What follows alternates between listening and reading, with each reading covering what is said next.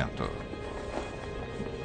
Uma semana depois, me perguntaram se eu concordaria em ser hipnotizado. Queriam descobrir se eu não tinha esquecido alguma coisa. Eu concordei. Então, eles trouxeram um psiquiatra importante de Boston.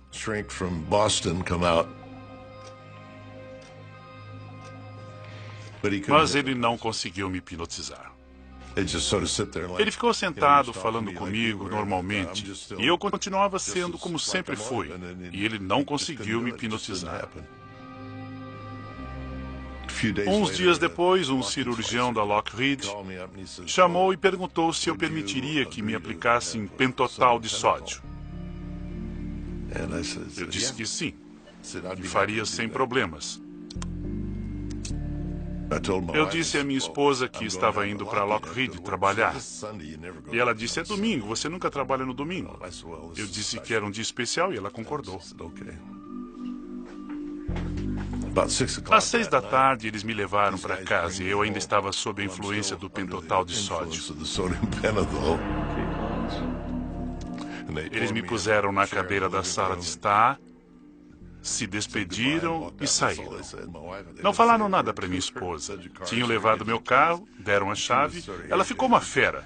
Pensou que eu estava bebendo com os caras. Mas no fim concluíram que tudo que eu tinha dito era verdade.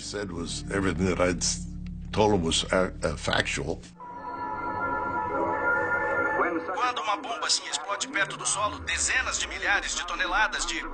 O governo corria para desenvolver armas cada vez mais potentes e decidiu realizar testes nucleares ao lado de sua base secreta, a Área 51. Coloquem os óculos. Ficávamos no meio da área de testes nucleares em Nevada e ninguém queria ir até lá. Essa privacidade era muito importante para podermos trabalhar. E fazíamos tudo com uma boa dose de segredo. Mas com mais de 450 explosões nucleares entre 1955 e 1968, o local tinha seus inconvenientes. Quando havia explosões nucleares lá, éramos avisados e tínhamos que evacuar o local. Uma vez demoramos quase 2 semanas para voltar por causa do clima e dos ventos desfavoráveis. Tivemos que usar crachás de radiação para ter certeza de que não estávamos contaminados.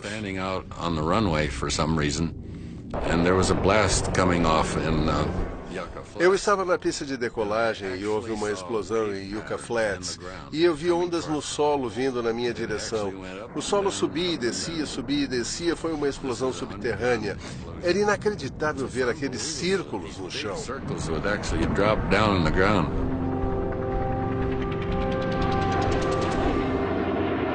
Diante das pressões da Guerra Fria, os Estados Unidos temiam que o U-2, o principal projeto da Área 51, já estivesse se tornando vulnerável aos mísseis soviéticos.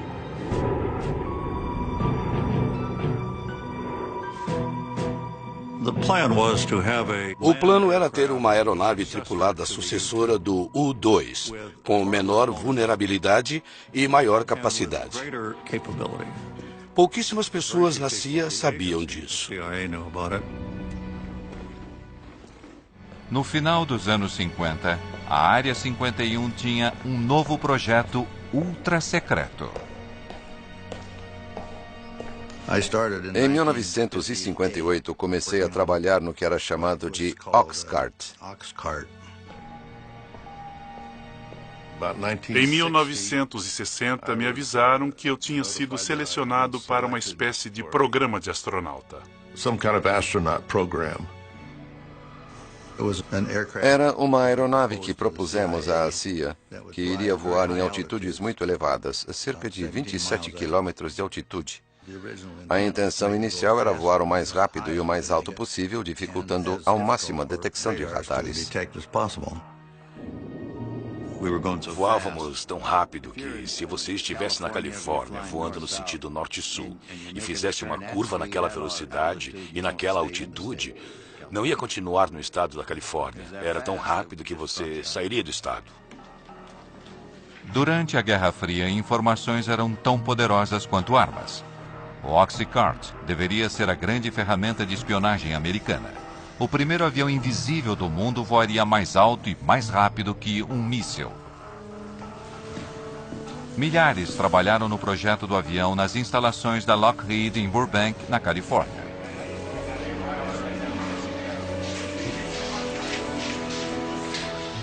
Mas, apesar da grandeza da produção, o projeto permaneceu secreto. O Oxcart tinha um grau de segurança próprio e era o mais alto possível.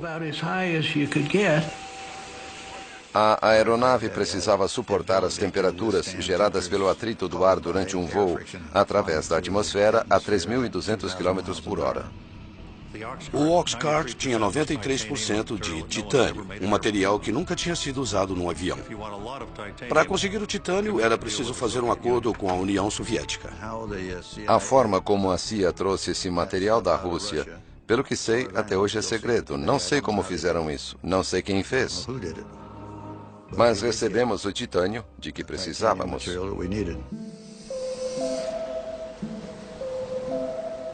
Quando o protótipo do Oxcart ficou pronto, o governo precisava levá-lo da linha de produção na Califórnia até a Área 51.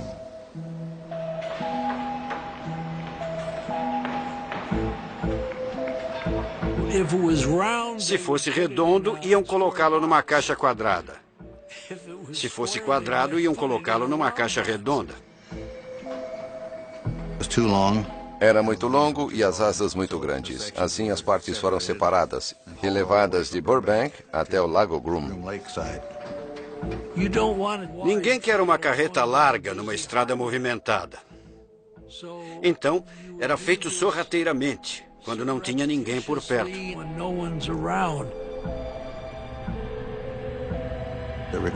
Foi preciso ajuda da Polícia Rodoviária da Califórnia, de Nevada, da CIA e de muito mais gente. O caminho teve de ser limpo, tiveram de cortar as árvores, retirar tudo das laterais da rodovia para as caixas poderem passar.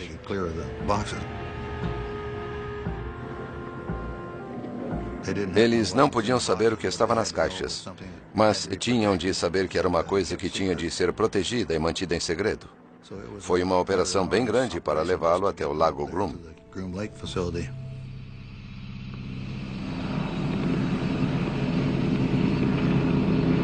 Ken Collins foi um dos primeiros pilotos a ver o Oxcart depois que ele chegou à Área 51. Eu fui até lá. O oficial de operações estava lá e me perguntou se eu gostaria de ver o que ia pilotar. Eu disse, claro. Fomos ao hangar e as janelas no topo eram o único lugar de onde vinha alguma luz. Nas sombras eu vi aquele lindo avião. Era incrível. A primeira impressão era de uma nave espacial. Voltaremos a seguir com Semana Especial Invasão Extraterrestre no Nat Geo. Dentro da Área 51, cerca de 2.000 trabalhadores tinham um único objetivo: concluir o mais recente projeto secreto.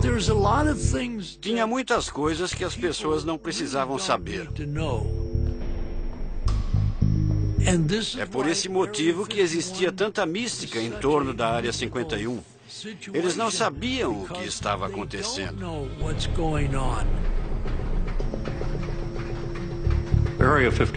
A Área 51 só tinha um propósito: desenvolver o Oxcart e colocá-lo em operação no exterior. As informações sobre o Oxcart permaneceram confidenciais durante décadas. Seu sucessor, o icônico SR-71 Blackbird, é muito mais conhecido.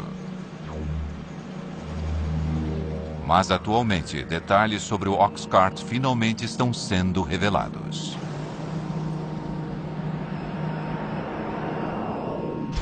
O Oxcart foi o primeiro avião furtivo do mundo, projetado para ser virtualmente invisível aos radares inimigos.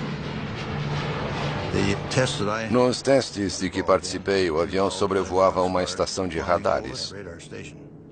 A ideia era descobrir se eles podiam voar sem serem detectados. Fui à sala de controle de radares para ver o que acontecia quando a aeronave passava.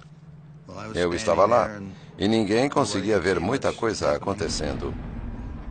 De repente, pareceu que uma escada tinha caído no telhado. Era a onda de choque do avião. Ele não foi visto nos radares. Parecia que estava fazendo o seu trabalho. A aeronave podia ir de uma costa a outra dos Estados Unidos em 70 minutos, mas seu único objetivo era a espionagem. Estas imagens feitas sobre a Coreia do Norte foram liberadas pela CIA e nunca tinham sido divulgadas antes. Elas revelam a capacidade do avião de fotografar objetos no solo, voando a 27 mil metros de altura, numa velocidade de 3.500 km por hora. A câmera estava num avião voando numa velocidade de Mach 3. A resolução era de 12 polegadas, 30 centímetros. Se você pensar num objeto no chão e puser uma grade sobre ele com 30 centímetros de lado, cada um desses quadrados vai ser preto, branco ou cinza. Um objeto com 30 centímetros de comprimento pode ser claramente identificado como um objeto, embora não possamos reconhecer a estrutura interna. Mas se tirarmos a foto de um tanque, ele vai ter 500 pontos e vai identificar o tanque. Mas, no auge da Guerra Fria, os homens da Área 51 não eram os únicos com câmeras potentes.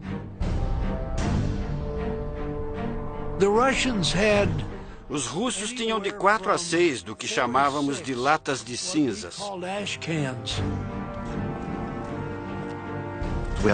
Tínhamos uma estação de monitoramento de satélites e éramos avisados do momento em que o satélite deveria passar.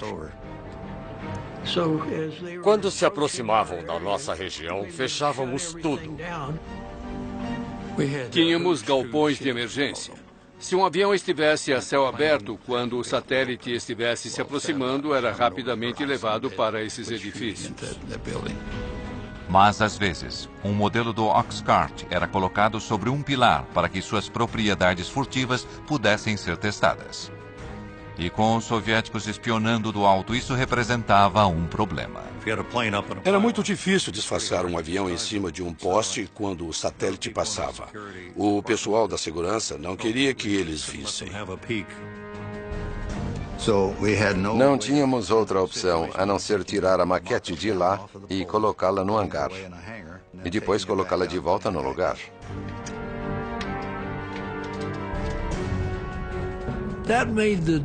Isso tornava o trabalho muito difícil, muito difícil. Começávamos a trabalhar no avião e depois o levávamos para o hangar. E era um tal de guardar e tirar, guardar e tirar. Era um grande incômodo. Apesar dos esforços para esconder o avião secreto, agentes de inteligência descobriram que a União Soviética tinha um desenho do avião e tinha encontrado uma forma de detectar o Oxcart. Fazíamos a maioria dos testes durante o dia. A radiação do sol aquecia tudo, menos a sombra. Se deixássemos a maquete ali durante meia hora, ela deixaria uma sombra que uma câmera infravermelha conseguiria captar. Assim, os homens da Área 51 passaram a criar aviões falsos para enganar os soviéticos. Sabíamos que o satélite ia passar e desenhávamos o contorno de algum tipo de avião exótico na frente de um dos hangares. A maioria era de papelão. E um pouco antes de o satélite passar, colocávamos um aquecedor na traseira para mostrar um sinal de calor, como se o avião tivesse acabado de pousar. Queríamos que pensassem que tínhamos alguma coisa que eles não tinham. E eles, com certeza, investiram muito tempo e dinheiro tentando descobrir o que era. Em Washington, objetos